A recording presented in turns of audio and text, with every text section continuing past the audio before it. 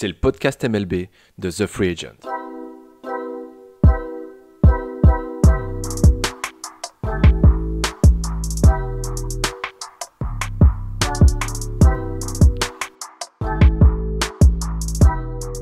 Bonjour à tous, c'est Charles de The Free Agent, j'espère que vous allez bien.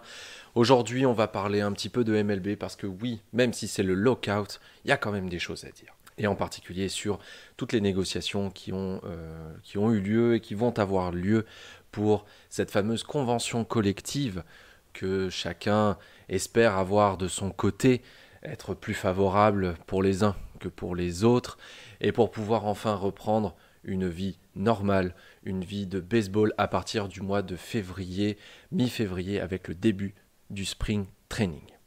Alors, rappel des faits très rapidement. On le sait, depuis le 2 décembre dernier, c'est le lockout. Le lockout, qu'est-ce que c'est ? C'est la grève, l'arrêt total de toutes les activités baseball pendant une période de temps, la période durant laquelle les deux parties, à savoir la MLB et la MLBPA, c'est l'union, le syndicat des joueurs, qui doivent se mettre d'accord sur une nouvelle convention collective. Tant qu'il n'y a pas de convention collective signée entre les deux parties, eh bien, il ne se passe rien. Pas de match, pas de communication entre les joueurs. Il y a des plein de conséquences. Et sur notre dernier épisode, on en a parlé de toutes ces conséquences. Le 13 janvier dernier, il y a eu des nouvelles négociations. Alors, elles n'ont absolument rien donné, parce que sinon, on n'aurait pas ce débat-là aujourd'hui.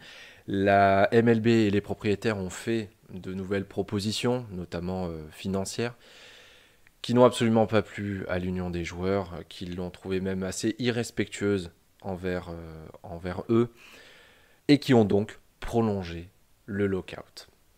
Mais, petit rebondissement, car oui, il y en a un. C'est lundi. Lundi, la MLBPA, l'Union des joueurs, va faire une contre-proposition à celle faite par les propriétaires avec ses volontés pour la prochaine convention collective. Alors évidemment, on imagine que l'essentiel de cette contre-proposition tiendra sur des aspects extrêmement financiers. Là, encore une fois, on ne va pas se mettre à parler de nombre d'équipes qui seront en play-off, par exemple, ou alors sur le frappeur désigné universel. Ce ne sont pas ces choses-là qui vont être négociées, parce que ce n'est pas là où les joueurs ont envie de progresser. La dernière convention collective qui a été signée en 2016 a été largement favorable aux propriétaires. La partie économique a été très très bonne côté propriétaire, elle l'a été beaucoup moins pour les joueurs. Donc pendant 5 ans, les joueurs ont accumulé une espèce de rancœur, une espèce de volonté farouche de s'opposer aux propriétaires lors de la prochaine négociation. Et c'est ce qui en résulte aujourd'hui de cette situation. C'est qu'en août dernier, lors de la dernière proposition, ça n'allait pas non plus. Les joueurs sont prêts à se battre. Alors à savoir jusqu'où ils iront, c'est là toute la question. Parce que si on repousse évidemment le début de la saison, des matchs vont être perdus. Donc c'est du salaire en moins aussi pour ces joueurs-là. Donc à savoir jusqu'où ils seront capables d'aller. Et c'est sans doute la stratégie aujourd'hui des propriétaires et de la MLB de pousser les joueurs dans leur retranchement, de savoir jusqu'où ils sont prêts à aller. C'est le sentiment que j'en ai aujourd'hui, c'est que cette stratégie de la MLB est très claire dans ces négociations, c'est de minimiser au maximum les concessions que devront faire les propriétaires vis-à-vis des joueurs.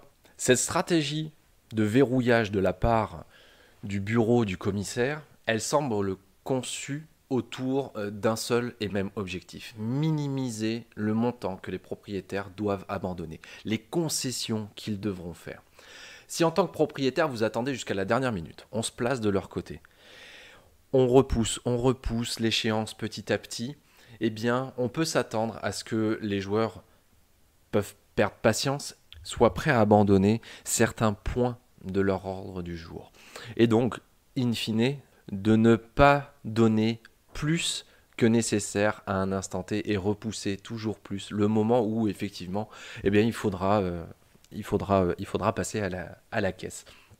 Les joueurs, ils veulent du changement. Ils veulent du changement par rapport à la dernière convention collective signée. Est-ce qu'ils sont sérieux? Est-ce qu'ils iront jusqu'au bout? Je pense qu'effectivement, ils sont prêts à rentrer dans ce rapport de force et d'aller suffisamment loin. Ce que les joueurs ont fait jusqu'à présent dans tous les pourparlers, c'est va dans la bonne direction. Ils ont été disposés à dire aux propriétaires, à plusieurs reprises notamment, que toutes ces conventions collectives et toutes les avancées n'étaient pas suffisantes, ce n'était pas assez bien.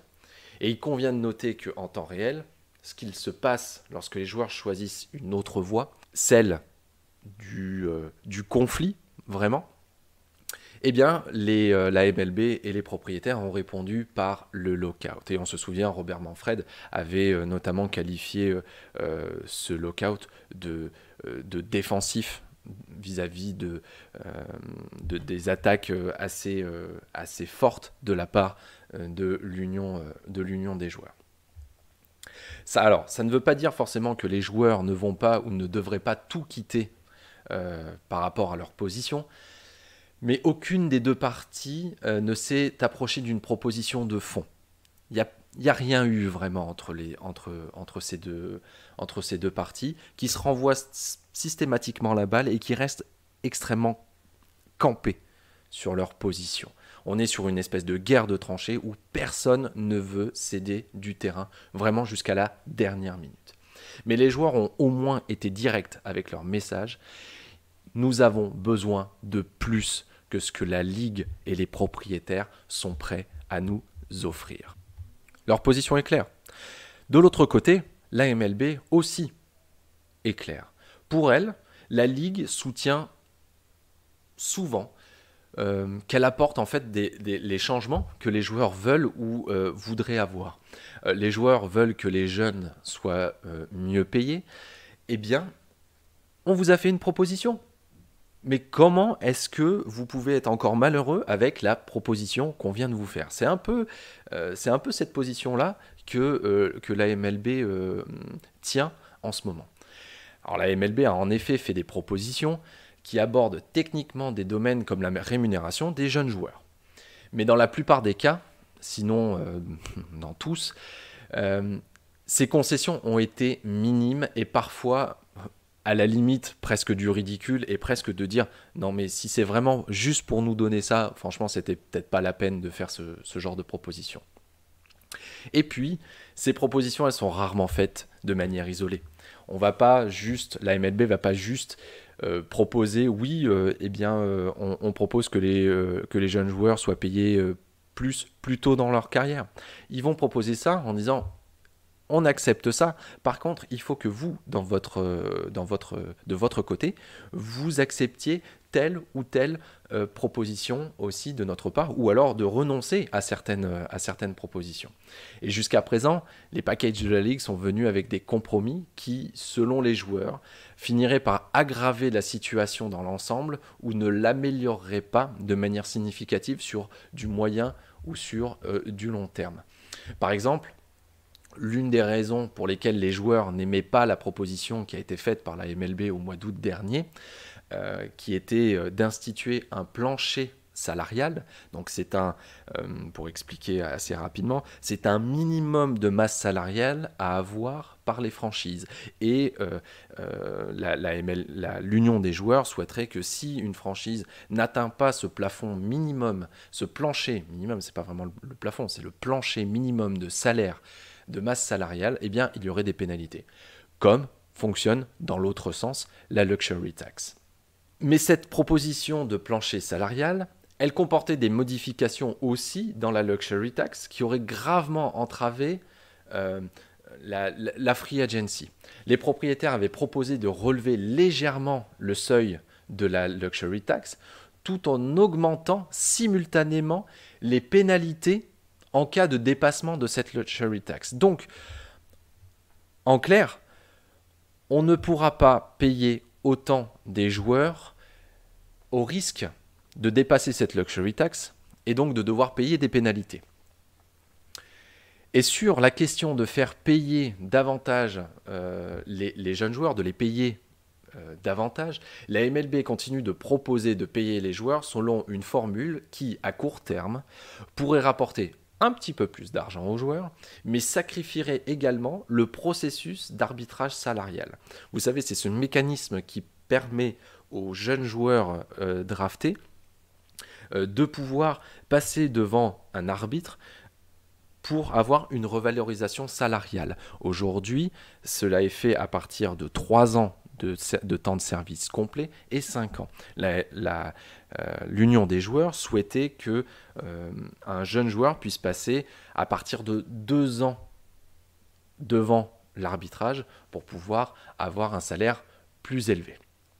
Donc l'objectif déclaré des joueurs et qu'ils auront revendiqué depuis des années est de réaliser au final des gains qui soient substantiels pour les joueurs et ne pas simplement déplacer de l'argent dans une espèce de redistribution d'un segment vers un autre.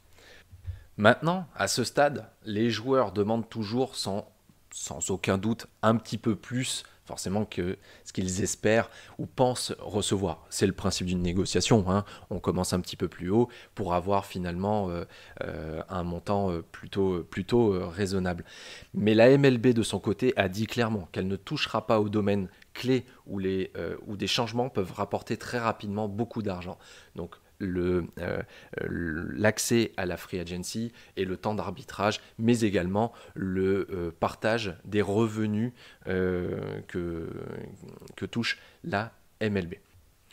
Donc la volonté des joueurs est claire. Ils n'aiment pas les propositions qu'ont fait la MLB et les propriétaires. Mais chaque jour qui passe, c'est l'ouverture théorique du spring training qui est menacée.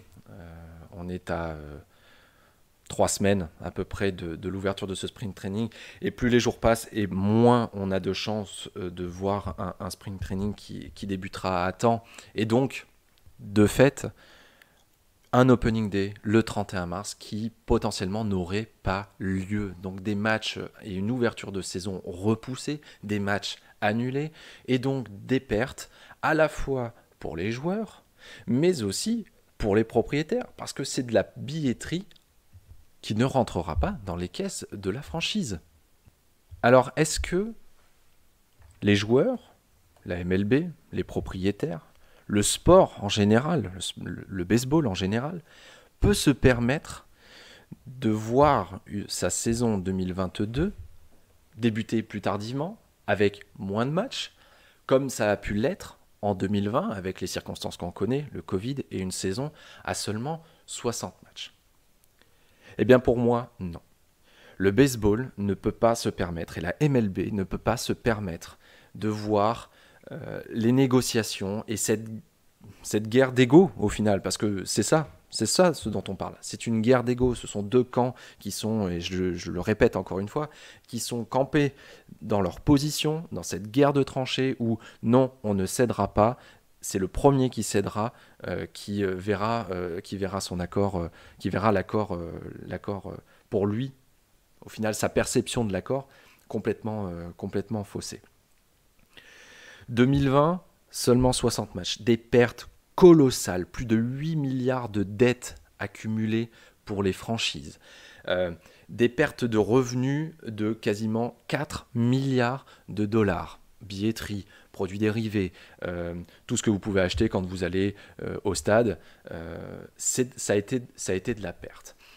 2021, on a vu un rebond. Les gens étaient de nouveau contents de revenir dans les stades, voir leurs joueurs préférés. On a eu une saison 2021 qui a été extraordinaire à tout point de vue, aussi bien dans le positif que dans le négatif.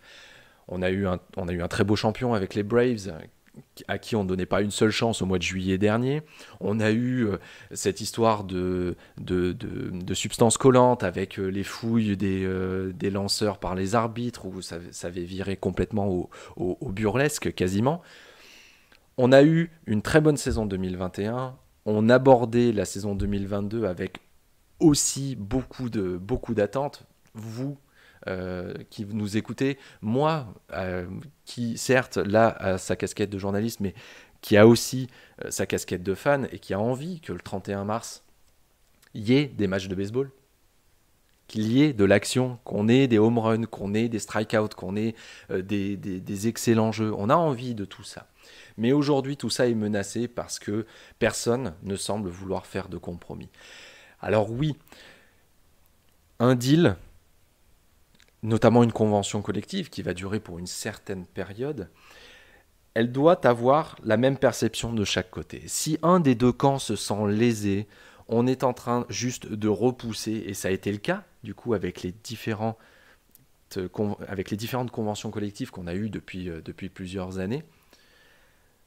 Elles ont été largement en faveur des propriétaires. Elles ont créé petit à petit, elles ont semé la graine d'une volonté farouche chez les joueurs de vouloir, à un moment donné, se poser et de dire non, on n'acceptera pas de nouvelles conditions qui nous soient défavorables. Je pense qu'il n'y a rien de pire dans une négociation si l'un des deux camps se sent lésé. Et cette convention collective, elle ressemble vraiment à un tournant. Théoriquement, les joueurs pourraient échouer et revenir revigorés dans quelques années pour le prochain cycle de négociation et de pourparlers. Une victoire, parce qu'on pourrait appeler ça comme ça, une victoire des propriétaires dans ces négociations ne ferait au final que repousser d'autant plus les effets sur les joueurs d'une telle perte au niveau des négociations pour la prochaine échéance et d'alimenter toujours cette espèce on peut prendre une allégorie du monstre qui grossit et qui se nourrit petit à petit de ces frustrations et qui un jour éclateront. Les deux parties, si les négociations lundi échouent à nouveau, et malheureusement j'ai quand même l'impression que ce sera le cas, que ça va échouer, même si j'ai envie d'être optimiste et j'ai envie de me dire que oui, on va avoir des avancées, parce qu'il faut des avancées. S'il y a des compromis qui sont faits de chaque côté, ça donnera alors une espèce de calendrier, d'énergie et de remise en marche.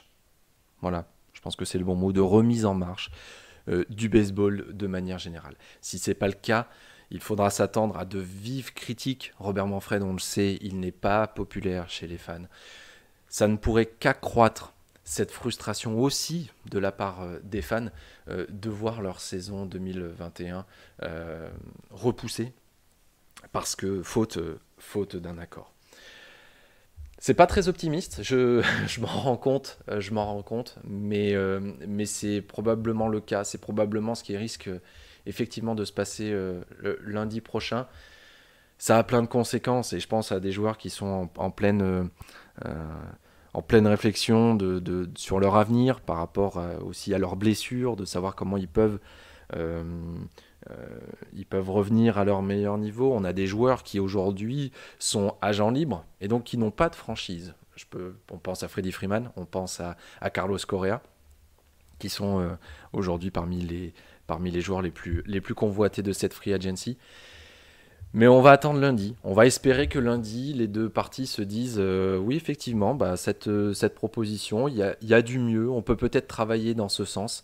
On peut peut-être remettre en marche le train des négociations et le train de la Major League Baseball pour que mi-février, les lanceurs et les joueurs de champ arrivent dans les installations de leur franchise, sourire aux lèvres avec ce soleil du printemps et ces premières chaleurs du printemps qui seront annonciatrices d'une reprise du baseball et du national pastime, parce que le baseball en a besoin.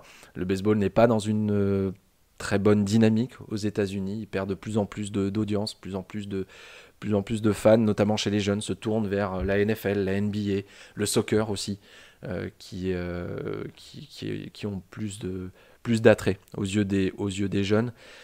Ces négociations sont pas bonnes pour l'image du baseball, très clairement.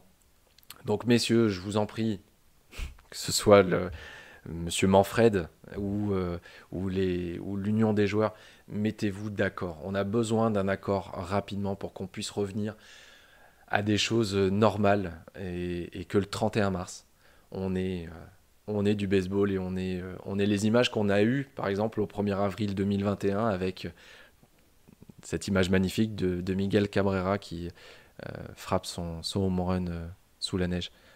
On veut ça, s'il vous plaît. On veut ça. Merci à tous de nous avoir suivis pour ce podcast. Ce podcast MLB. On continuera de vous donner des petites infos comme ça quand elles arriveront. Je pense qu'on fera un petit compte rendu des négociations en milieu de semaine prochaine pour se dire si oui ou non on aura bien un opening day le 31 mars ou si effectivement on aura un report et donc moins de 162 matchs sur la saison 2022. En attendant, n'hésitez pas à nous poser toutes vos questions sur le baseball et sur ce lockout. On y répondra avec grand plaisir dans un podcast si vous le voulez bien. D'ici là, portez-vous bien et à très vite pour un nouveau podcast de The Free Agent sur la MLB. Ciao, ciao.